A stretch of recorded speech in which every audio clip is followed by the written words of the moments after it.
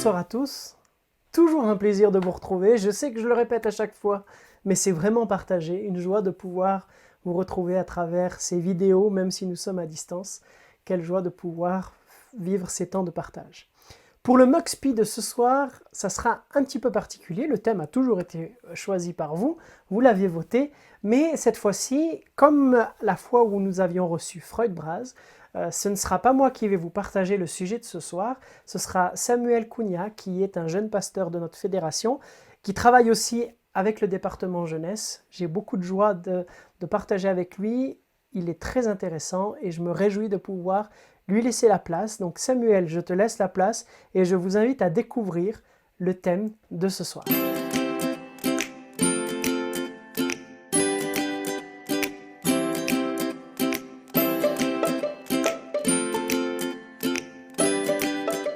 Merci beaucoup, Pierrick, pour cette introduction. C'est avec un grand plaisir que je suis ici dans le MaxPi et pour aborder aussi un thème qui m'est très cher. Vous avez peut-être déjà vu dans les publicités sur Instagram et Facebook aussi que notre thème d'aujourd'hui, c'est comment être sauvé. Et pour être honnête avec vous, les amis, je me rappelle d'être assez jeune et de me poser justement la même question. Quand j'étais à peu près dans l'âge explo, j'étais pas tourmenté, mais c'est vrai que je me posais pas mal de questions par rapport au salut parce que je voulais vraiment un jour être au ciel, être avec Jésus, pouvoir vivre une vie éternelle. Et en fait, je savais pas comment arriver là, quel serait le chemin pour arriver là. Et je me rappelle qu'à cette époque-là, j'avais justement une prof à l'école adventiste, prof de religion, avec qui j'ai pu discuter par rapport à ce thème et que le fait de discuter avec elle, ça m'a beaucoup aidé dans ma réflexion. En tout cas, elle m'a fait sentir vraiment bien. Alors, mon souhait n'est pas plus différent de le souhait que j'ai eu avec cette prof, c'est que vous puissiez être soulagé à la fin de cette étude, aussi que vous pouvez vous construire en tant que chrétien et que vous pouvez affirmer bien ce que vous croyez lorsque quelqu'un vous pose la question. Alors, comment être sauvé? C'est impossible d'entrer dans ce thème, les amis, sans parler d'un événement dans la Bible. Cet événement est la croix. Ok? Sans parler de ça, c'est très difficile de parler de salut ou quoi que ce soit. Mais Jésus est mort sur la croix, et alors, qu'est-ce qui ça change? On a déjà entendu certainement qu'il est mort pour nous, qu'il a fait ça par un acte d'amour pour nous tous. Mais pourquoi est-ce qu'il avait besoin de mourir sur une croix? Bon, les amis, ça serait une toute autre étude, mais d'une façon simpliste, je vais essayer de vous expliquer. Il y a ce fameux verset qui dit, car le salaire du péché, c'est la mort.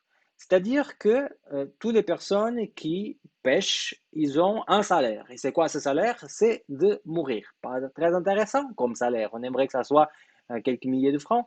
Mais non, en fait, les personnes qui pêchent, automatiquement, ils vont mourir.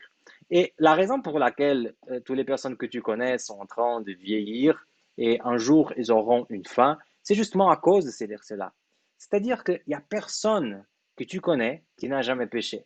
Oui, même ce monsieur hyper sympa que tu vois dans ton église. Toutes les personnes qui sont dans ton environnement, ils ont du péché dans leur vie.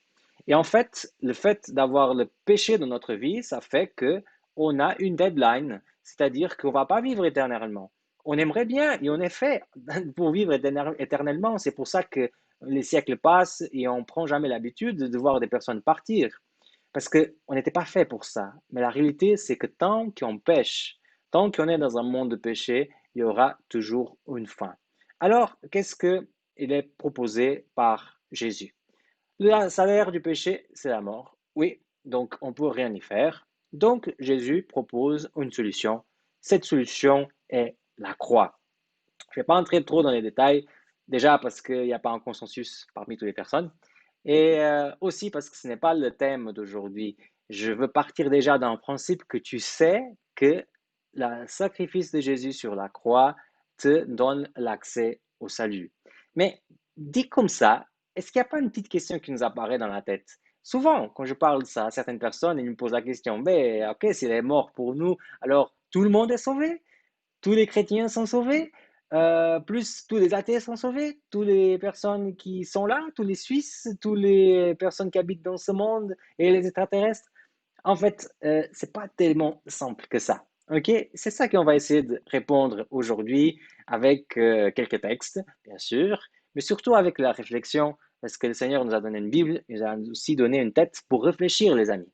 Alors, il y a cette grande expression qu'on utilise dans l'Église, que j'aimerais qu'elle devienne claire pour toi aujourd'hui. Certainement, tu as déjà entendu ça dans les couloirs de l'église, dans les écoles du sabbat, ou le pasteur qui dit ça devant. La justification par la foi. Derrière, il y a une image d'une porte d'une église en Allemagne.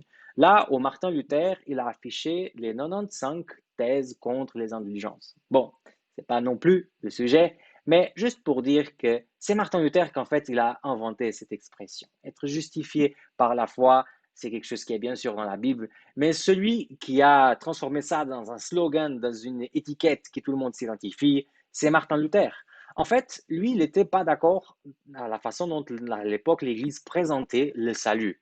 Donc, pour faire simple, ça fait rigolo, hein, mais c'était vraiment pour faire simple, il a écrit 95 thèses, explications, comme quoi le salut devrait être trouvé par la foi et pas par, comme on pensait à l'époque, par l'argent. Oui, parce que, je ne sais pas si tu sais, mais au Moyen Âge, les gens pensaient qu'il fallait payer pour être sauvé. C'est impressionnant. Bon, heureusement, on n'est plus là. Parce qu'avec la quantité de péchés qu'on fait, ça allait devenir pas mal cher. Mais en fait, il a trouvé ça, il a établi cette expression, et cette expression de justification par la foi résume la croyance chrétienne du salut. Le problème, et pour être honnête avec vous, les amis, c'est quand on lit justification par la foi, ça ne veut absolument rien dire avec le langage français courant. Donc, on va essayer de comprendre cette expression et peut-être proposer une nouvelle. Est-ce que tu es là encore? Alors, si tu es là encore, mettons ta ceinture parce que là, on va accélérer. Là, on va essayer de voir qu'est-ce que c'est cette justification par la foi. Si tu penses à justification, quels sont les mots en français qui te viennent à la tête? Parce que automatiquement, il y a des personnes qui vont dire, ah, je pense au verbe se justifier, donc s'excuser. Il y a des gens qui vont dire, ah, ça vient de justice. Mais en fait, justification, c'est la traduction d'un mot qui vient d'un verbe en grec. Ce verbe, il apparaît là, dikaio, ok? Et ce qui veut dire, en fait, d'une façon simple, c'est juste transformer quelqu'un qui est injuste dans un juste. On pourrait aussi dire innocenté. C'est intéressant parce que nous tous, quelque part, on est coupables. Parce que chaque jour, on fait du péché. Ok, vous êtes d'accord avec moi? On avait vu le salaire du péché est la mort. Toutes les personnes sont en train de vieillir, toutes les personnes s'approchent de la mort. Donc, on est tous en train de pécher. Il y a aussi un texte dans la Bible qui dit qu'il n'y a même pas un juste, c'est-à-dire il n'y a aucune personne qui est libre du péché. Alors, ce processus, qui nous est décrit comme justification par la foi, il commence pour nous dire que justification, c'est innocenté. C'est transformer quelqu'un qui pêche dans quelqu'un qui ne pêche pas. OK? Et pour expliquer ça d'une façon beaucoup plus simple, c'est un peu comme ces compteurs qu'on a. Quand on arrive à la fin de la course, on clique dessus et ça devient à zéro. OK? Ça, c'est en fait la justification. Tu cliques sur un bouton et au niveau de ton péché, tu es à zéro. OK? Mais comment arriver à cette question de mettre notre vie à zéro? Il faut avoir la foi. Et qu'est-ce que c'est la foi? Les personnes vont me dire souvent, oh, la foi, c'est de croire. Oui, mais la Bible dit aussi que les démons croient et ils tremblent en fait. C'est-à-dire que la foi, ce n'est pas juste croire, sinon on pourrait dire aussi que les démons, ils ont de la foi. Et en fait, non, ils ont une croyance dans l'existence de Dieu. Ils croient qu'il existe, ils l'ont peut-être déjà vu même, mais ils ne sont pas en relation avec Dieu. C'est ça qui fait toute la différence. Parce qu'en fait, en grec, pistis, le mot pour foi, veut dire tout d'abord confiance. Et pour avoir confiance en quelqu'un, il faut avoir une relation avec cette personne. Je donne juste un exemple. Là où tu habites, imagine que tu te balades dans la rue, il y a quelqu'un que tu ne connais pas qui s'approche de toi et qui te dit, écoute, là dans la place publique, ils sont en train de donner des iPhones, tu veux venir avec moi? Qu'est-ce qu'on va dire, les amis? On va dire, oui, bien sûr, merci beaucoup, on se voit demain. Non, on ne va pas suivre un inconnu qui nous donne une information assez improbable.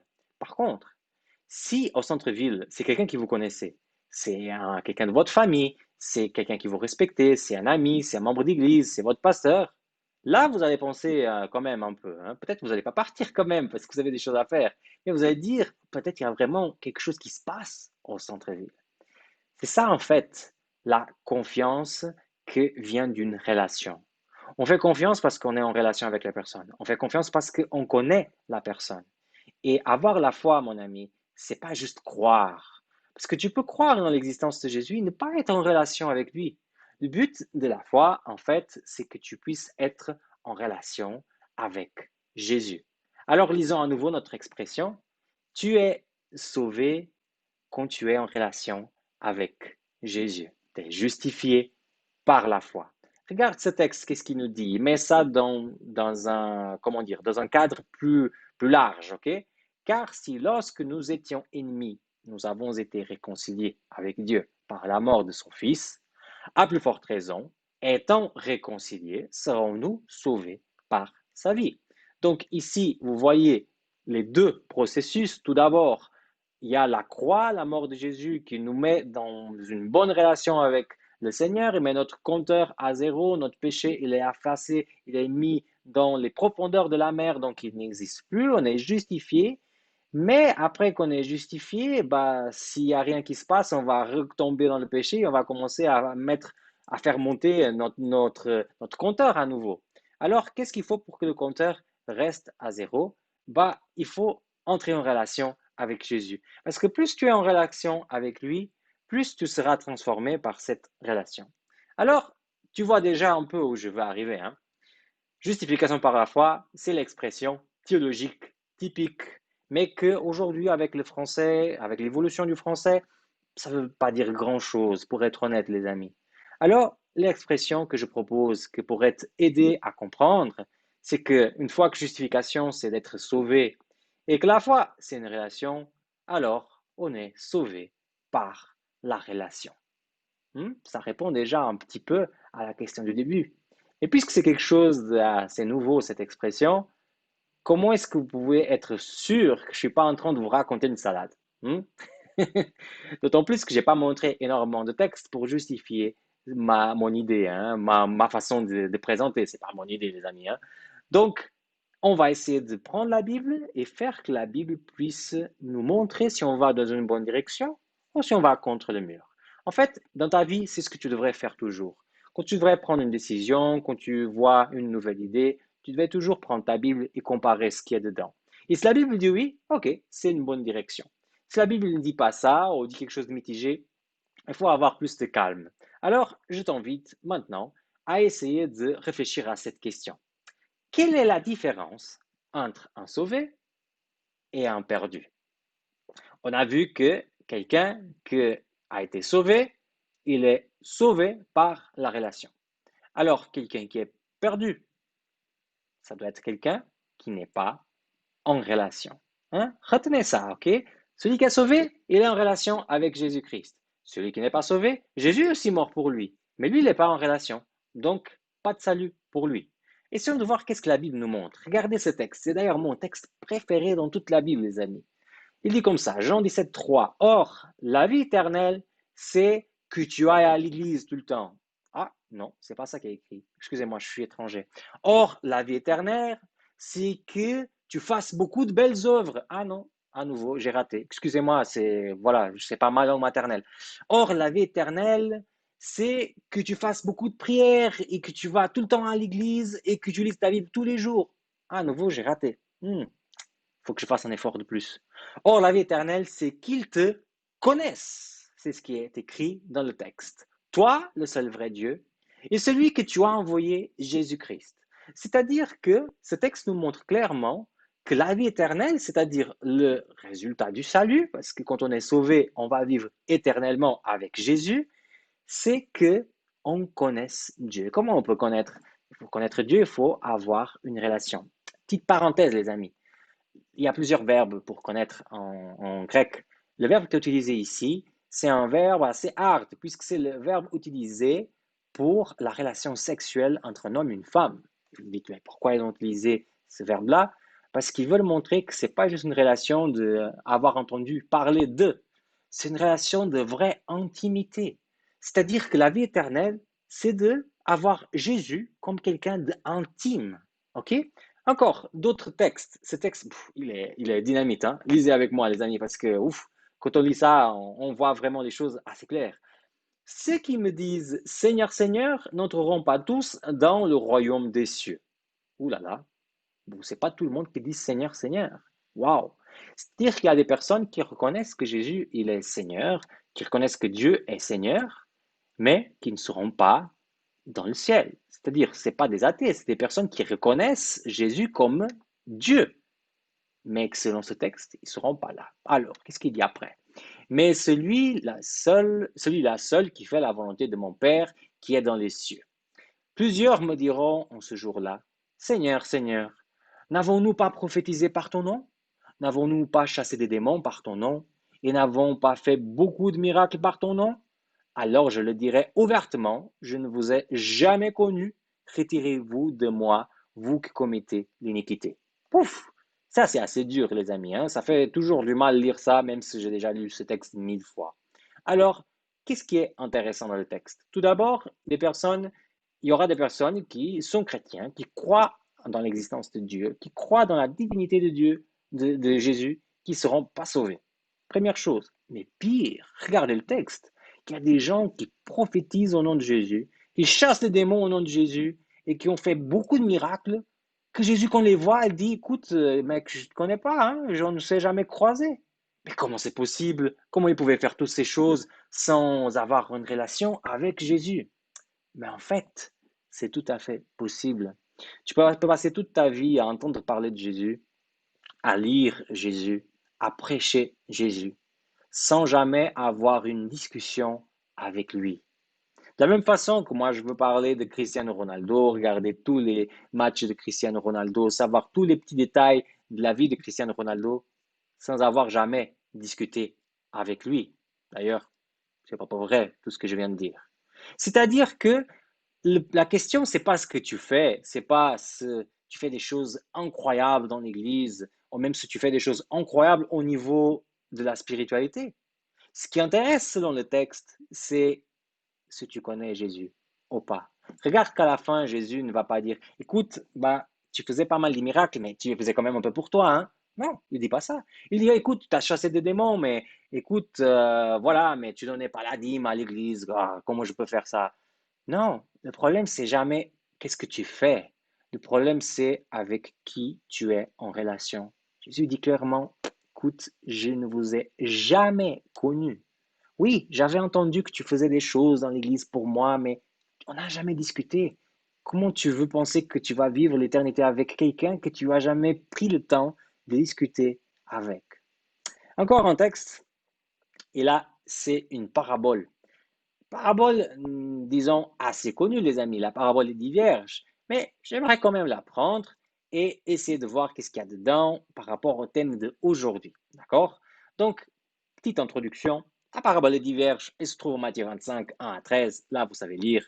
Mais il faut dire que ça s'insère dans une partie de l'évangile de Matthieu qui est prophétique. Vous avez déjà entendu parler de l'évangile de Matthieu qui parle en Matthieu 24 des choses qui vont arriver à la fin des temps et tout ça. Donc, Matthieu 25, c'est juste la suite de cette prédication que Jésus a fait. Donc, de la même façon que quand tu prends l'Apocalypse, il ne faut pas lire ça littéralement, hein, il faut voir qu'est-ce que sont les symboles. De la même façon qu'ils ont fait ça avec l'Apocalypse, il faut faire ça aussi avec la parabole des 10 vierges, parce que c'est un discours prophétique qu'il faut interpréter. Sinon, ce serait juste une histoire bizarre de 10 vierges qui attendent un peu, je sais pas quoi. Donc, on va essayer de prendre ça. On ira assez rapidement parce que notre but, c'est pas d'interpréter en profondeur cette parabole, c'est de savoir comment être sauvé. Mais voilà, retenez ça à l'idée que dans la Bible, des fois, avec les textes prophétiques, il faut aller au-delà des mots et voir la signification. OK? Donc, qu'est-ce qu'il nous dit en Matthieu 25, verset 1er? Alors, il nous dit comme ça, les amis. Alors, le royaume des cieux sera semblable à 10 vierges qui, ayant pris leur lampe, allèrent à la rencontre de l'époux. Numéro 10. Pourquoi 10, hein? Vous savez, le numéro 10 dans la Bible représente le minimum. Et je vous explique pourquoi. Parce que si vous comptez juste depuis la première lettre de l'alphabet hébreu jusqu'à la 10e. Quand vous arrivez à 10, vous êtes dans la lettre Yod. Yod, il est représenté là. C'est une sorte d'apostrophe, ok?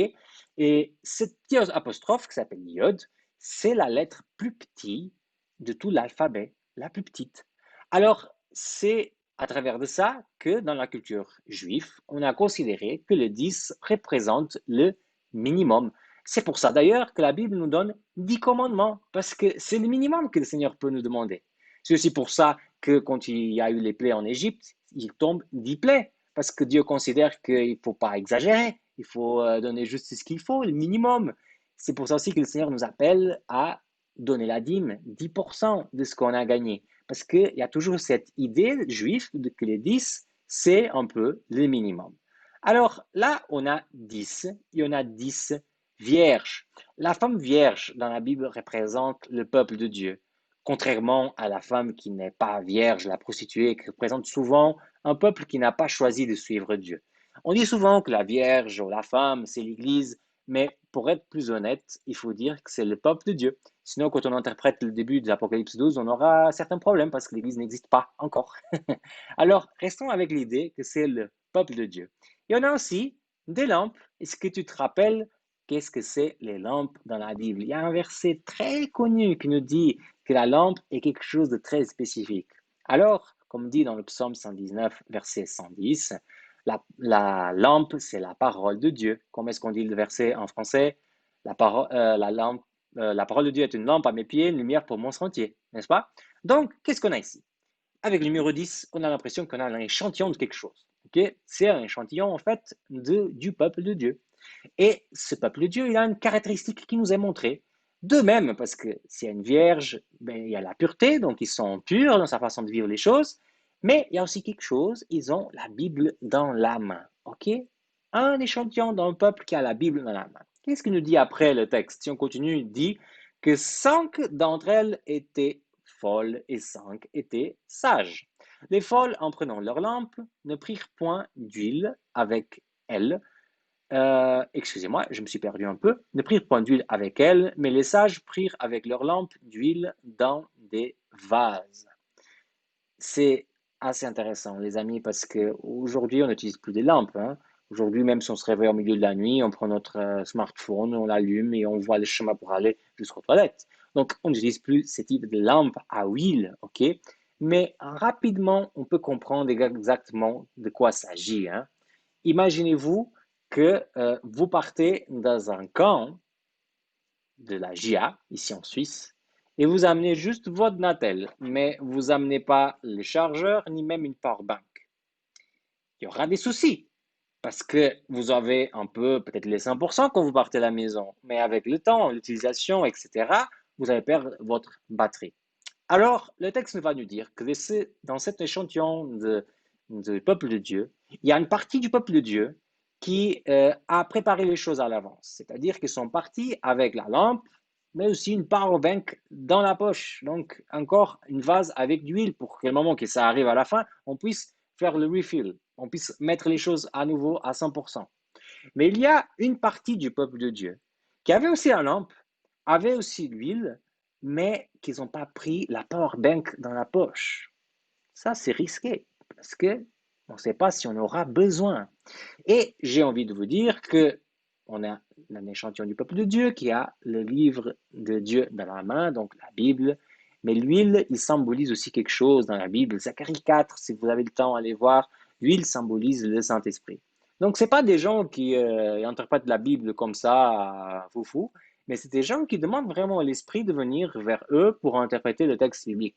Donc, c'est des gens sérieux, je dirais. Mais il y a une partie qu'il y a une recharge et une autre partie qui n'a pas de recharge, ce qui est dommage. En fait, on avance et qu'est-ce que nous dit encore le texte? Comme l'époux tardait, tous s'assoupirent et s'endormirent. Au milieu de la nuit, on cria, voici l'époux, allez à sa rencontre. Alors toutes ces vierges se réveillèrent et préparèrent leurs lampes. Les folles dirent aux sages, donnez-nous de votre huile, car nos lampes s'éteignent. Les sages répondirent, non, il n'y aurait pas assez pour nous et pour vous. Allez plutôt chez ceux qui vendent et achetez-en pour vous. Pendant qu'elles allaient en acheter, l'époux arriva. Celle qui était prête entrèrent avec lui dans la salle des noces et la porte fut fermée. Là, on comprend pourquoi ces 10 vierges, ils étaient là avec une lampe au milieu de la nuit. Ils sont en train d'attendre l'époux. En fait, ça prendrait trop de temps, mais c'était comme ça qu'ils faisaient dans les mariages à l'époque. Il n'y avait pas de lumière dans les rues. Donc, pour identifier pendant la nuit où c'était la maison de l'épouse, il y avait ces vierges qui avaient des lampes à l'entrée pour indiquer le chemin. Alors, quand ils sont en attendant l'époux, quand ils sont en train d'attendre, il arrive un moment qu'ils n'arrivent plus, ils s'endorment, hein, qui n'est jamais passé par ça, hein, qui jette la première pierre. Et en fait, le temps est passé et finalement, ils commencent à entendre que l'époux arrive. Donc rapidement, il faut allumer les lampes parce qu'il faut signaler l'endroit où il faut venir. Il y a un souci. Une partie des vierges sont prêtes.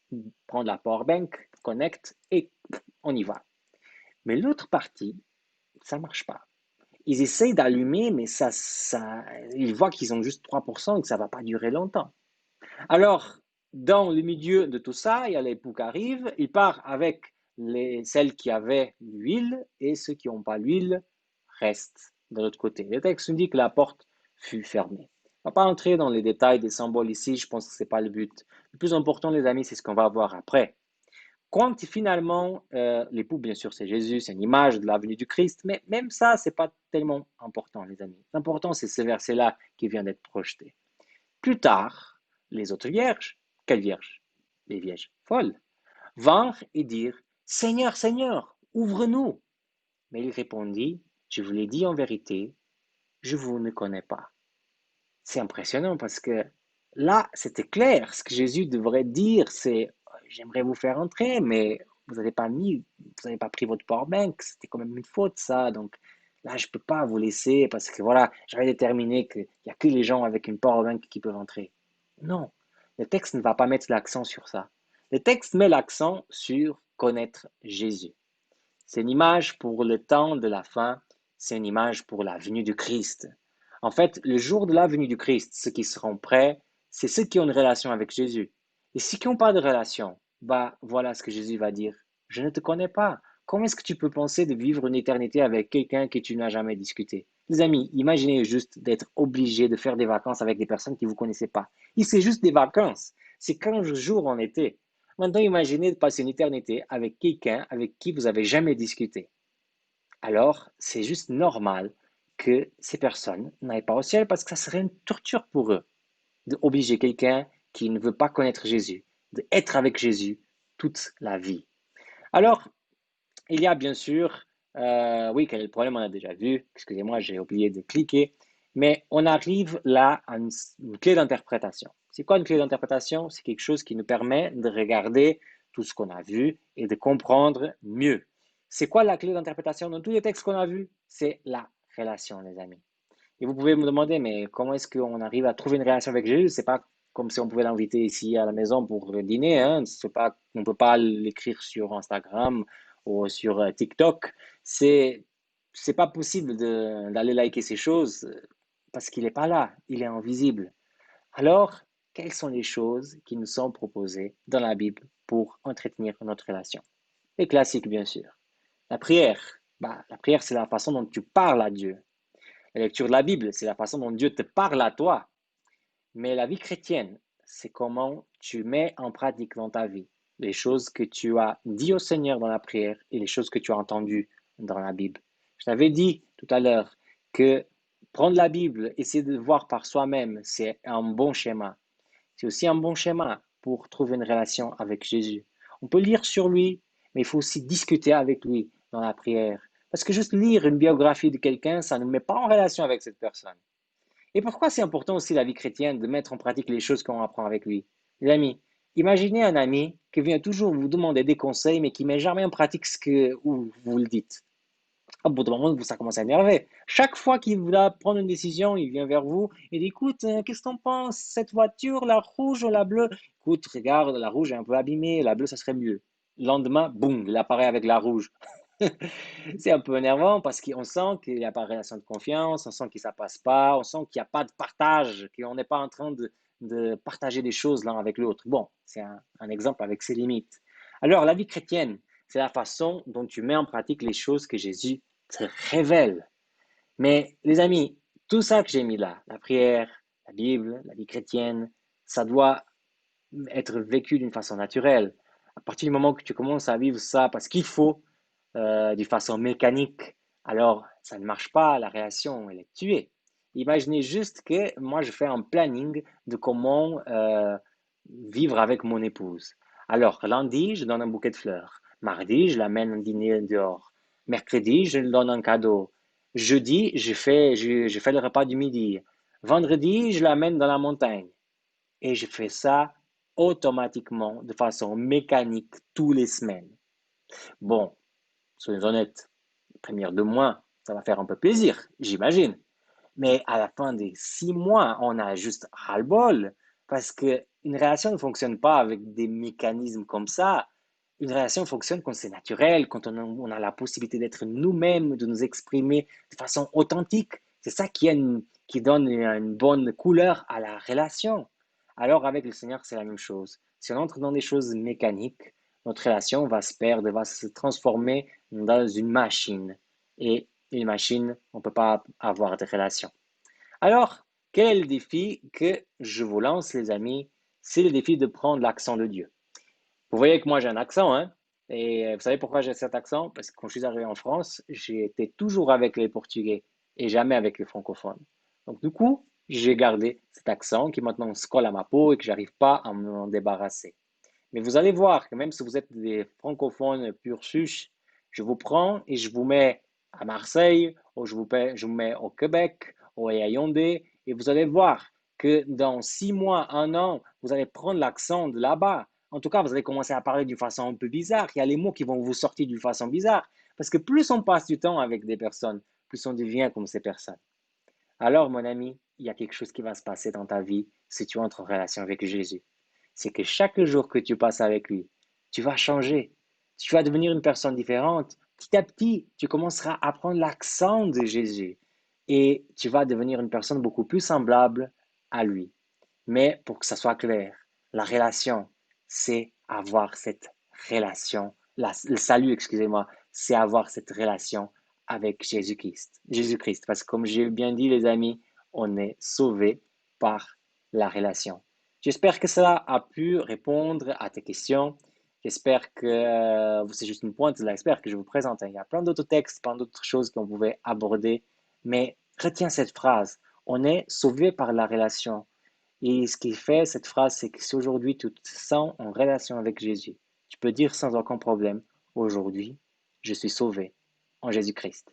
Merci beaucoup de ton attention et je passe la parole à notre cher Pierrick. Merci Samuel pour ce partage très enrichissant qui, je l'espère, aura répondu aux questions que vous vous posiez. Si ce n'est pas le cas, n'hésitez pas à le mettre dans les commentaires, n'hésitez pas à nous faire vos suggestions aussi pour peut-être des prochains thèmes. Je vous rappelle que vous avez un questionnaire dans la description de la vidéo que vous pouvez remplir. Tout grand merci encore à Samuel d'avoir accepté de partager avec nous le thème de ce soir. Et puis, rendez-vous sur nos réseaux sociaux pour voter pour le prochain thème. Et je me réjouis de pouvoir vous retrouver. N'oubliez pas de partager si cette vidéo vous a plu et qu'elle peut peut-être aider d'autres personnes qui se poseraient les mêmes questions et seraient intéressées. Je vous remercie encore pour votre fidélité, de nous suivre et de aussi réagir sur nos réseaux sociaux. Et je me réjouis de vous retrouver pour le prochain MuxPi. À bientôt.